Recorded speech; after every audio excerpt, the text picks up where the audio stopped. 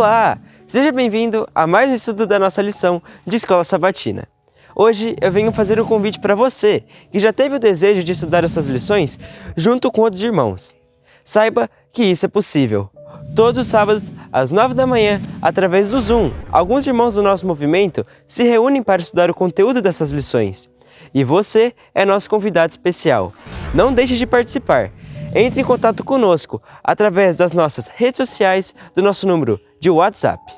Que Deus abençoe muito você e bom estudo.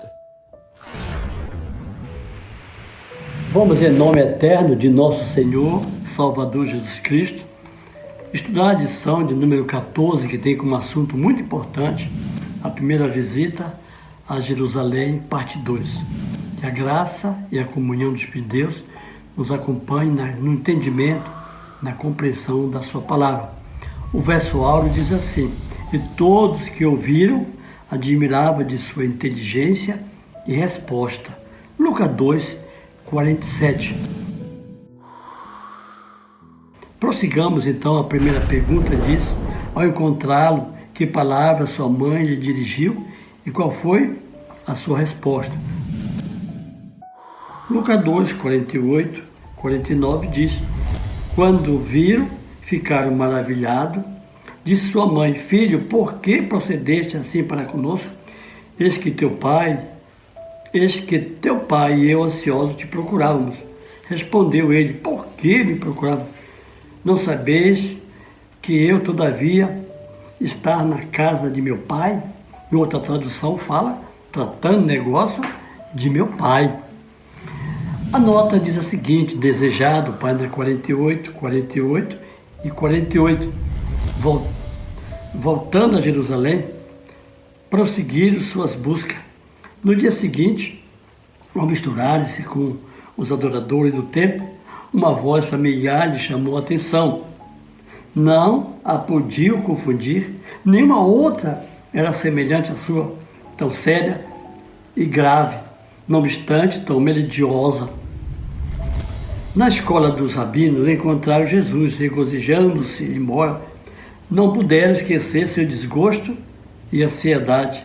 Tendo-o novamente consigo, disse a mãe, em palavras que envolviam uma reprovação: filho, por que fizeste assim para conosco? Eis que teu pai e eu ansiosos te procurávamos.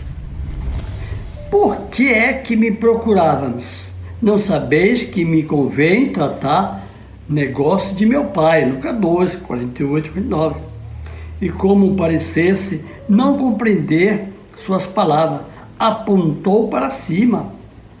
Havia em seu rosto uma luz que os levou a meditar. A divindade estava irradiando através da humanidade. Encontrando-o no templo, havia escutado o que se passava entre ele e os rabis, e ficaram admirados de suas perguntas e respostas. Suas palavras despertaram uma corrente de ideias que nunca mais seriam esquecidas. Então, ao encontrar Jesus, eles ficaram contentes, que eles voltaram para Jerusalém, procuraram Jesus, entraram no templo, misturaram ali com as pessoas que estavam aí naquele dia seguinte, adorando ali, mas escutaram uma voz que não seria estranha, uma voz inconfundível, diz aqui, não podiam confundir com outra criança, outro ser, né? Diz que não tinha outra voz, uma voz grave. Jesus tinha uma voz grave, tinha uma voz melodiosa, boa de se ouvir. E ali, quando encontraram Jesus, estava onde Jesus? Na escola dos rabinos, rodeado de homens de alto grau de inteligência, de raciocínio. Ficaram contentes, ficaram alegres, esqueceram até do desgosto que estavam entre eles ali, por causa da perca do menino, né? Então disse: filho, te procurávamos. Onde que vocês estavam? Estavam tão ansiosos. Jesus disse: convém que eu estou tratando, não sabeis? Estou tratando negócio de meu Pai. Qual é o negócio de Cristo, irmão? Salvação, o reino eterno. O negócio de Cristo é a palavra de Deus. Era trazer o entendimento para cada geração da nossa obrigação diante de Deus e da sua salvação. Assim diz que ele olhou para cima, né? Ele olhava para cima, como se dissesse, aqui eu estou aqui, mas estou diante de meu Pai Celestial. Então diz que ali irrompeu a divindade irrompeu ali na humanidade. Que importância ali, né? Que importante foi isso aí. Então aqui eles escutaram alguma coisa que se passava ali, como Jesus respondia, como Jesus dava resposta àquele sábio da sua época, né?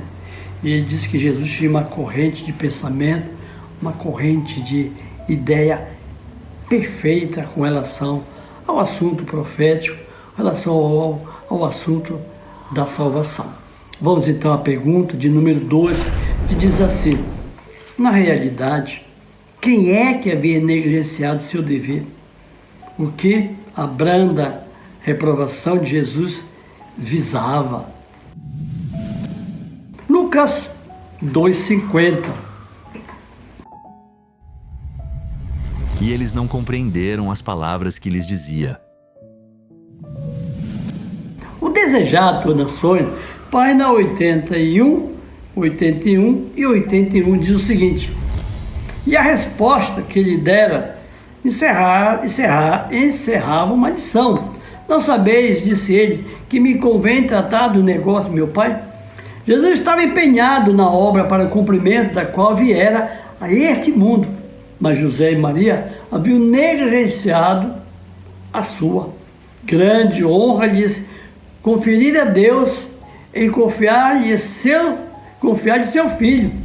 Santos anjos tinham dirigido a José a fim de proteger a vida de Jesus, mas por um dia inteiro haviam perdido de vista aquele a quem não deviam ter esquecido nem por um momento.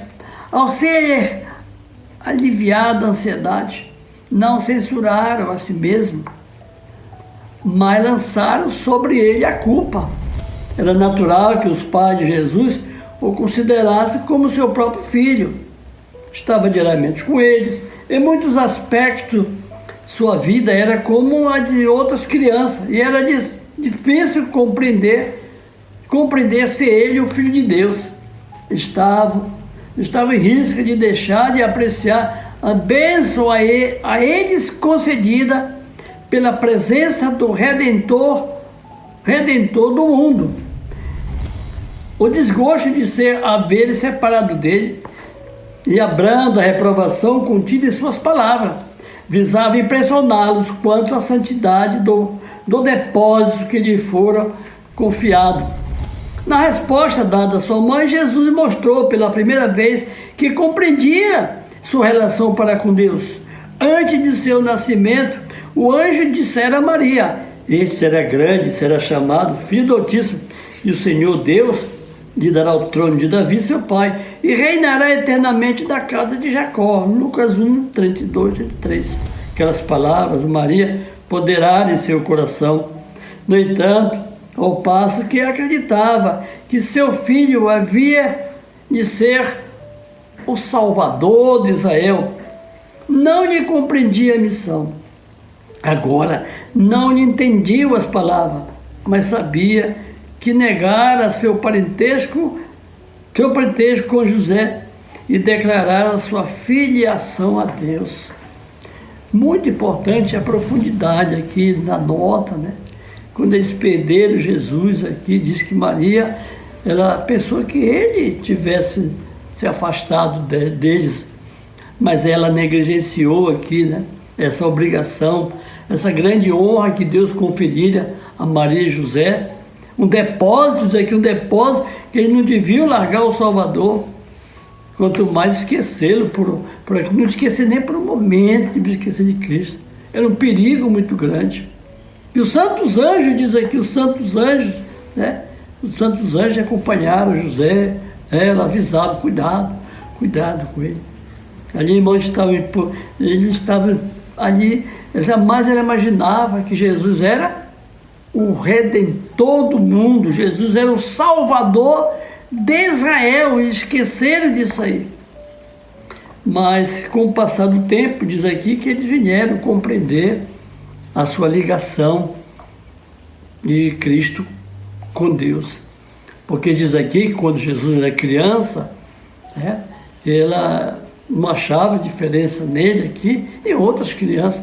Jesus era familiar com ela, ela tinha uma intimidade familiar como mãe e filho, porque Jesus era uma criança muito obediente, dava prazer estar diante de Cristo, né?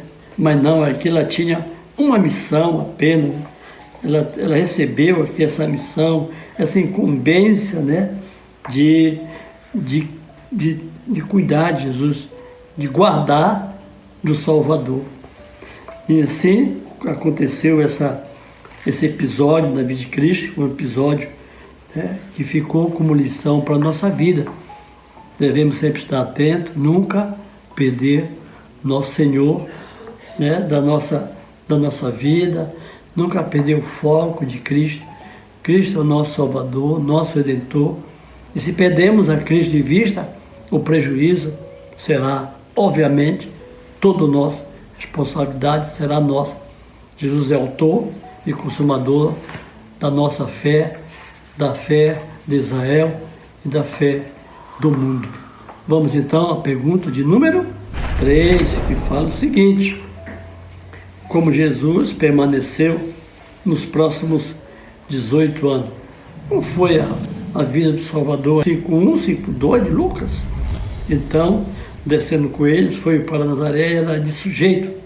Sua mãe guardava todas as coisas em seu coração.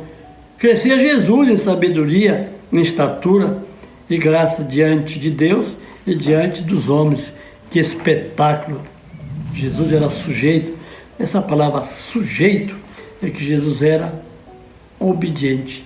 E depois todas as coisas se sujeitam ao Senhor. Então diz que ele se admirava que Jesus crescia na formação humana, na educação humana, no lidar com as pessoas, com uma graça diante de Deus e diante dos homens. Muito perfeito Jesus. Ele é uma perfeição que não tem explicação. Ninguém explica, nem a ciência, nem a religião, nem o universo. Somente é pela fé que devemos aceitar essa pessoa tão perfeita e meiga que veio para nos salvar. O desejado, diz aqui, página 82 e 82. Jesus não deixara de respeitar sua relação com seus pais terrestres. Voltou a Jerusalém com eles, ajudando-os em sua vida de labor. Ocultava na própria alma o mistério de sua missão, esperando submisso o tempo designado para iniciar sua obra. Durante 18 anos, depois de haver reconhecido seu Filho de Deus, reconheceu também os laços que o ligava ao lar de Nazaré e cumpriu os deveres de filho, irmão, amigo e cidadão.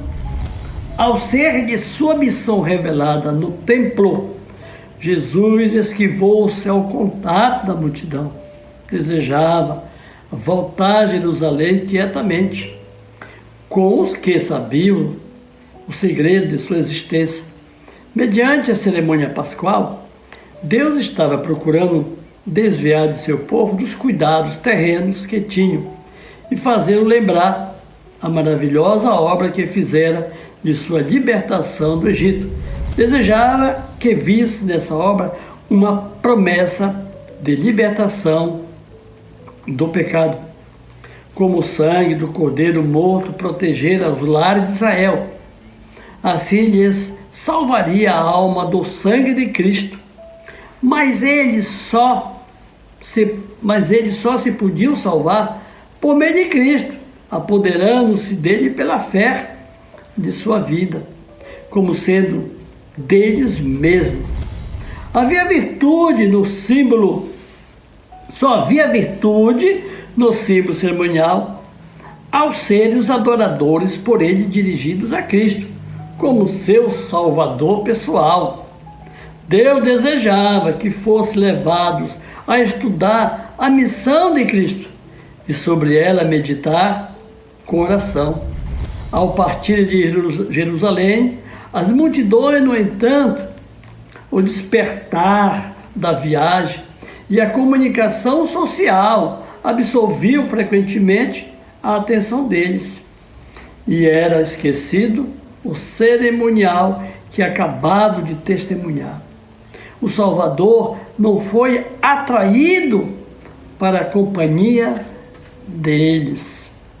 No parábola de Jesus diz assim: cada fase de seu desenvolvimento era perfeito, com a graça simples e natural de uma vida inocente. De sua infância, diz o relatório sagrado, e o menino crescia, se fortalecia em espírito, cheio de sabedoria, e a graça de Deus estava sobre ele. E de sua juventude, é narrado, crescia Jesus em sabedoria, estatura e em graça para com Deus e os homens. Como homem, Jesus era perfeito, todavia cresceu em graça, crescia Jesus em sabedoria, em estatura, em graça para com Deus e os homens. Mesmo o mais perfeito cristão pode crescer continuamente no conhecimento e no amor de Deus. Então é importante aqui a profundidade dessa lição, de que Jesus ele jamais deixou de faltar com respeito a José e Maria, seu pai terrestre. Assim que eles chamaram, ele não retrucou, não vou. Não, ele foi, diz que ele crescia em graça diante dos homens, diante de Deus.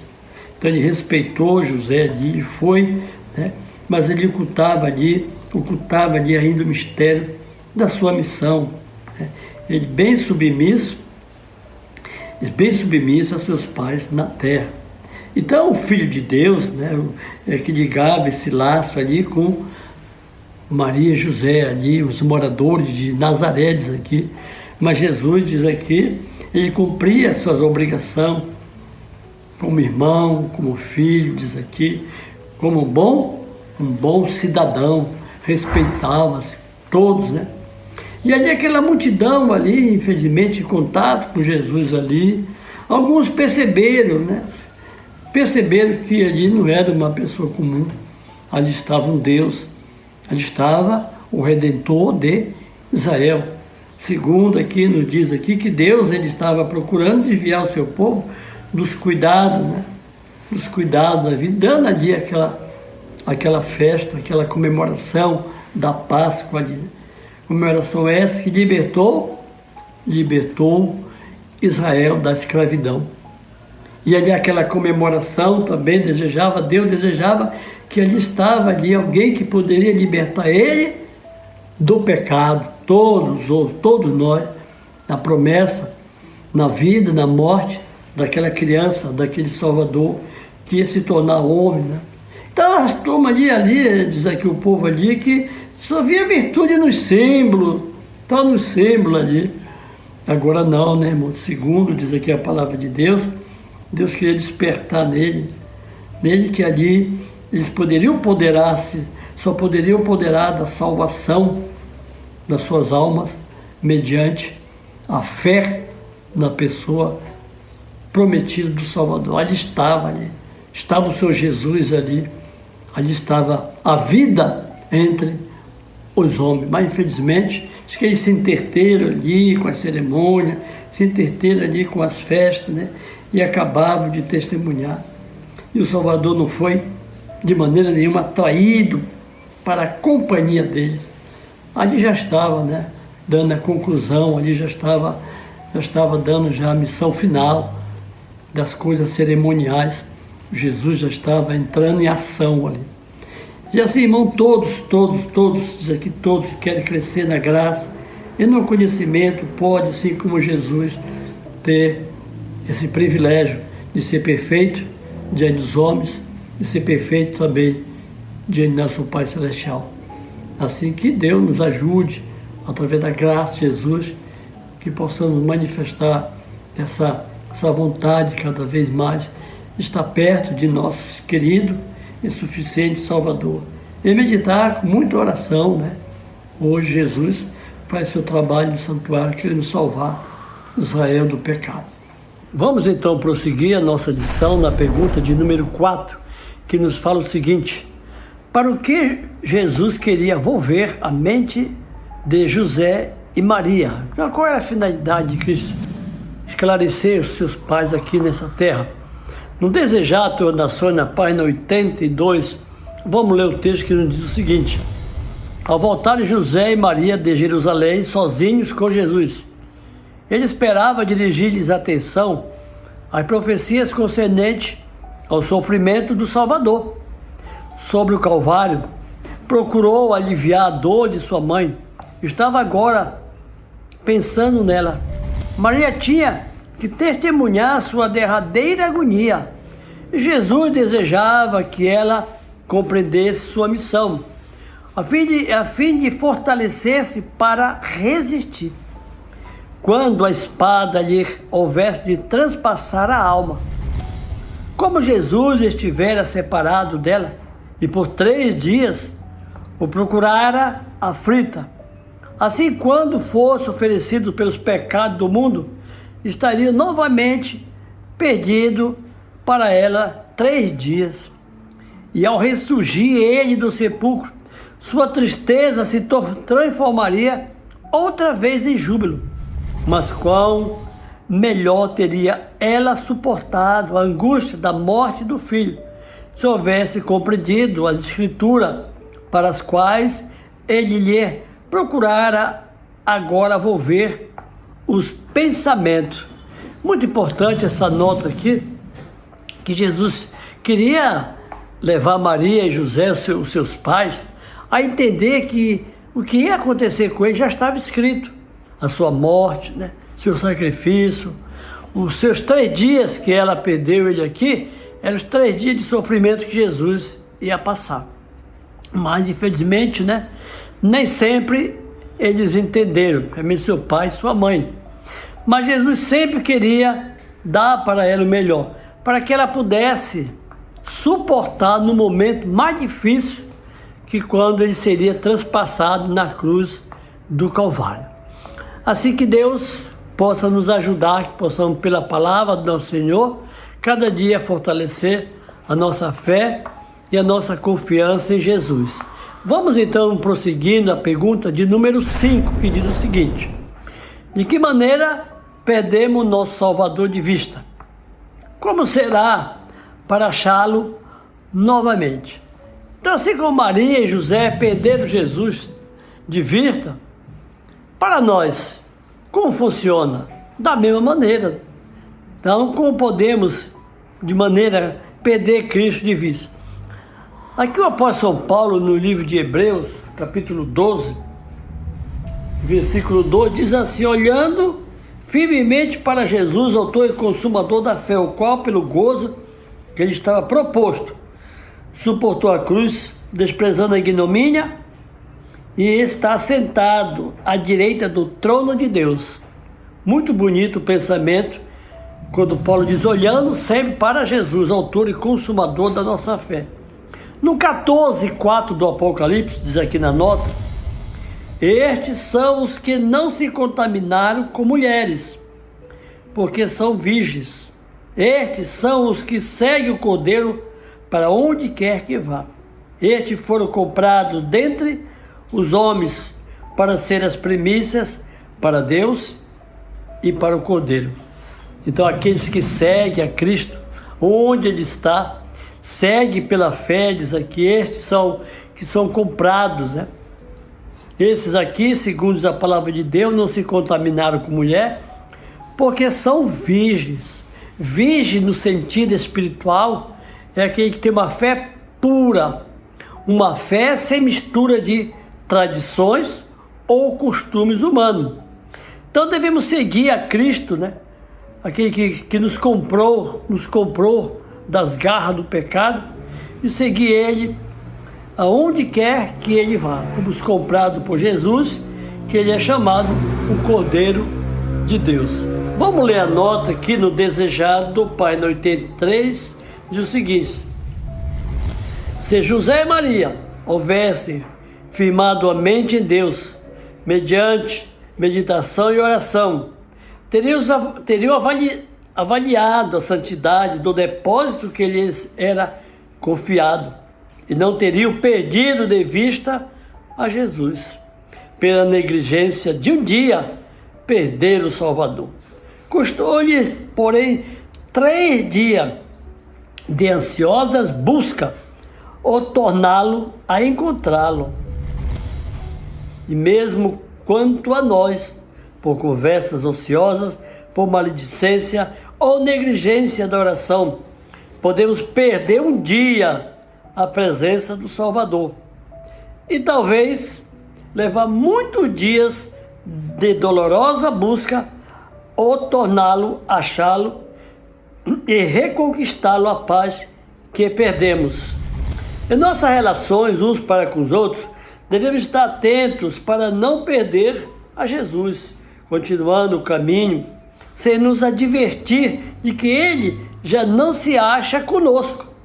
Quando nos absorvemos em coisas mundanas, de maneira que não temos um pensamento para aquele a quem se concentra nossa esperança de vida eterna. Separamos-nos de Jesus e dos seus anjos celestiais.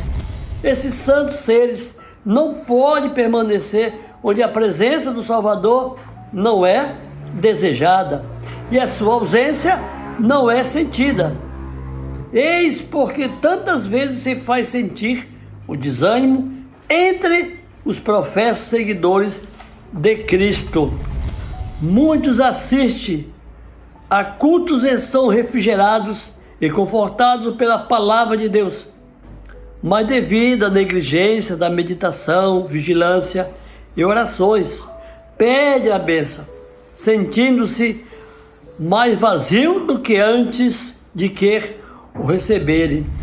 Sentem frequentemente que Deus os tem tratado duramente. Não vê que a falta está com eles mesmo, separando-se de Jesus, afugentaram a luz da sua presença. Então, esses pensamentos da nota aqui a respeito de como a pessoa pode perder Jesus de vista. São diversas formas que nós podemos perder a Jesus de vista, né? Então, assim como Maria e José, negligenciar estar ali em volta de Cristo, vigiando Cristo, assim também nós podemos perder o nosso Salvador. Diz aqui, mediante coisas mundanas, conversas ociosas, maledicência, negligência de oração. E diz aqui, nós podemos perder Jesus e nem sentir a sua falta. Além do mais, ela diz aqui que uns com os outros devemos manter perdemos também essa companhia de Cristo.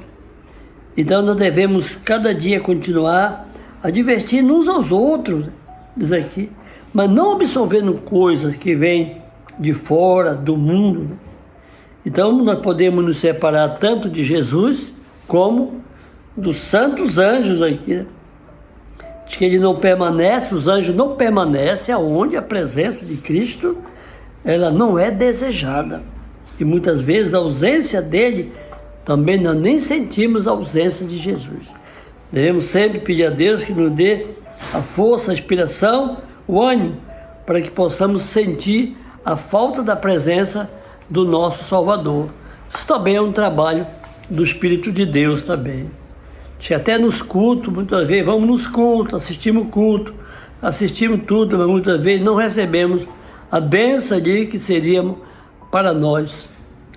Então que Deus nos ajude cada dia que possamos, né, sempre estar buscando a presença de nosso Salvador. E Deus é de nos fortalecer, para nos ajudar para isso, porque a presença de uma pessoa sem Cristo, ela é muito triste na vida espiritual. Vamos então à pergunta de número 6, diz assim: o que nos faria grande bem? No que devemos ter prazer em falar? Então, o que é que nos faria grande bem nessa vida? No Salmo 1, Davi, Salmo bem familiar, ele nos diz assim: bem-aventurado o homem que não anda segundo os conselhos dos ímpios, nem se detém na roda dos pecadores, nem se assenta na roda dos escarnecedores. Antes tem seu prazer na lei do Senhor, e na sua lei medita dia e noite. Que bonito salmo, né? Então é bem-aventurado o homem, e ele não se assenta, não vai nos conselhos dos ímpios, e nem se assenta na roda dos escarnecedores. Ante o prazer desse homem na sua vida é falar de Deus, falar da sua lei, dos seus mandamentos. Na continuação aqui, a nota, o desejado, página no número 83, nos diz assim: faz-nos ir bem passar diariamente 1 hora a refletir sobre a vida de Jesus. Deveremos tomá-la ponto por ponto e deixar que a imaginação se apodere de cada cena, especialmente as finais, ao meditar assim em seu grande sacrifício por nós. Nossa confiança nele será mais constante, nosso amor vivificado, e seremos mais profundamente imbuídos de seu Espírito. Se queremos ser salvos, afinal, teremos de aprender ao pé da cruz a lição de arrependimento e humilhação. Ao comunicarmos uns aos outros, podemos ser mutuamente uma bênção. Se somos de Cristo, nossos mais gratos pensamentos serão em torno dele. Teremos prazer em falar a seu respeito, e ao falarmos uns aos outros em seu amor, nosso coração será abrandado por influências divinas. Contemplando a beleza de seu caráter, seremos transformados de glória em glória na mesma imagem. Que bonita lição que nos fala a respeito. O que nos faz bem na vida? Pelo menos diz aqui, quanto tempo diariamente? 1 hora. Deve ser refletido sobre a vida de Jesus, ponto por ponto, né? A sua vida aqui na terra, o que ele sofreu, o que ele passou, mas foi um homem que não perdeu o ânimo, não perdeu jamais a esperança de salvar a humanidade. Que devemos, nossa imaginação se apoderar de cada cena dele, cada momento devemos meditar, refletir o grande sacrifício que foi realizado em nosso favor. Especialmente as bênçãos de Deus, Deus comunica as bênçãos através de Cristo. Essa bênção deve ser uma distribuição mutuamente para todos aqueles que esperam ter a Cristo na sua vida. Então devemos ter um prazer em falar a seu respeito, ao falar uns aos outros do seu amor, e nosso coração será abrandado pelas influências divinas. Assim como Davi tinha o prazer na lei do Senhor, devemos ter prazer no dono da lei, que é o nosso Salvador.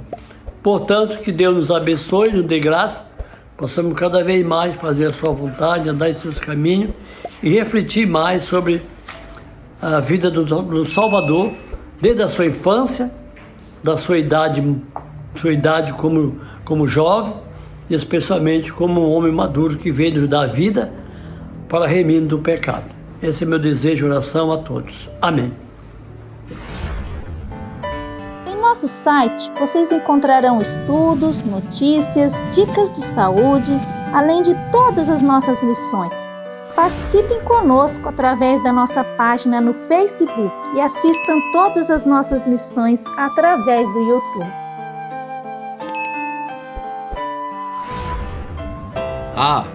Você também pode participar ao vivo das lições da Escola Sabatina todos os sábados a partir das 9 da manhã pelo Zoom. Ligue ou mande uma mensagem para os números de WhatsApp que aparecem na tela e venha estudar conosco. Você é o nosso convidado.